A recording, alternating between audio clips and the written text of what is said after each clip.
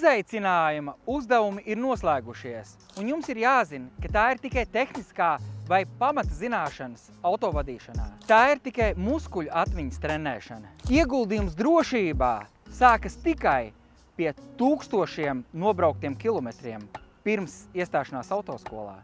Lai uzzinātu vairāk, noskaties CSDD skaidrojumu par nākotnes autovadītāju. Izaicinājums tētiem iemāca tikai pamatus. Nākot uz autoskolu, pasniedzējs iemācīs teoriju un instruktors autoskolā iemācīs integrēšanos mūsdienu ceļu satiksmē.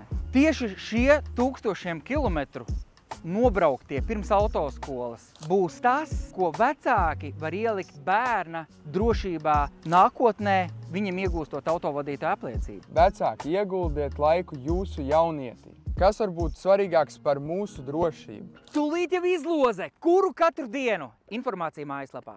Izaicinājums tētiem noslēdzies. Resto autoskola nummer 1, piesakties.